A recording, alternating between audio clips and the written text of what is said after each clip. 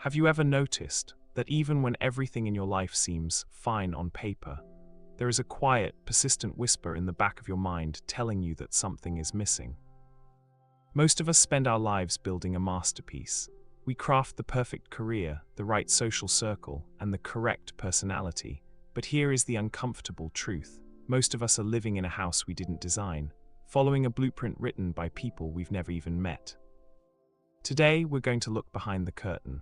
We're going to explore why you feel like a stranger in your own skin, and how the Swiss psychologist Carl Jung believed you could finally, truly, wake up.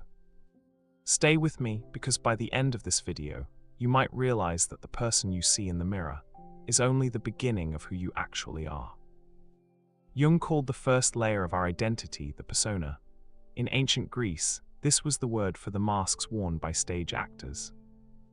Think about your own life. You have a professional mask, a family mask, a digital mask for the world to double tap. These masks aren't necessarily evil, they are social survival gear. They allow us to navigate a world that demands we be normal.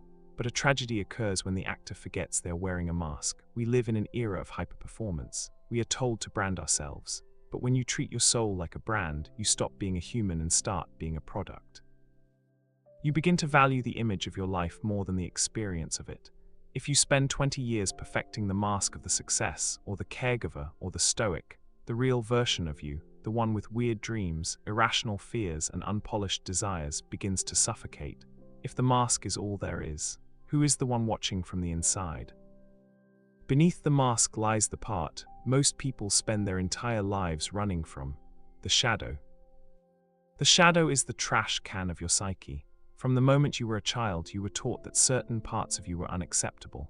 Maybe you were told that your anger was bad, or your ambition was greedy, or your sensitivity was weak. So you did what we all do: you shoved those parts into the basement. You locked the door and pretended they didn't exist. But here is the law of the unconscious: nothing ever stays buried forever. The shadow doesn't die, it waits, and because it is hidden, it becomes powerful. It leaks out in your life as self-sabotage. It shows up as that sudden, irrational explosion of rage over something small. It manifests as that deep, bitter jealousy you feel when someone else succeeds. Jung famously said, "Everyone carries a shadow, and the less it is embodied in the individual's conscious life, the blacker and denser it is." But here is the secret most people miss. The shadow isn't just made of bad things. It contains your untapped power. It contains the raw you suppressed to be polite. It contains the creativity you killed to be practical. To find yourself, you have to be brave enough to go into that basement with a flashlight. You have to realize that your demons are often just your angels in chains. But why do we all feel these same things? Why do we all have these same internal battles? Jung realized that we aren't just born as blank slates. We are born with ancient, universal blueprints already wired into our minds. He called these archetypes. Deep within you, there is the hero, the part of you that longs to overcome obstacles and find meaning. There is the wise old man or woman, the voice of intuition that knows the truth even when you're lying to yourself.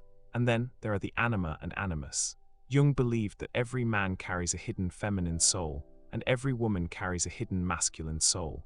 We spend our lives trying to balance these energies. A man who rejects his anima becomes rigid, cold, and disconnected from his feelings. A woman who rejects her animus may struggle to find her own voice and assert her power in the world. When you feel out of balance, it's often because one of these ancient forces is being ignored. You aren't just a single person. You are a cathedral filled with ancient statues. If you only visit one corner of the building, the rest of the cathedral falls into ruin. Finding yourself means walking through the whole structure. As you begin this journey of finding yourself, something strange starts to happen. Jung called it synchronicity. Have you ever thought of a friend you haven't seen in years, only to have them call you 5 minutes later? Or perhaps you're struggling with a deep question, and you happen to see a quote on a random billboard that gives you the exact answer you needed. To the modern, logical mind, these are just coincidences. But to Jung, they were signs that the border between your inner world and the outer world is thinner than you think. When you start to live authentically, when you start the work of individuation, the universe seems to cooperate. It's as if the world is a mirror, reflecting your internal growth back at you. These moments of meaningful coincidence are the universe's way of nodding its head, telling you that you are finally on the right path. So how do we actually find ourselves in a world that wants us to be copies? Jung called the solution individuation. It is the most difficult work a human can do. Individuation is not about becoming perfect. In fact, it's the opposite. It's about becoming whole.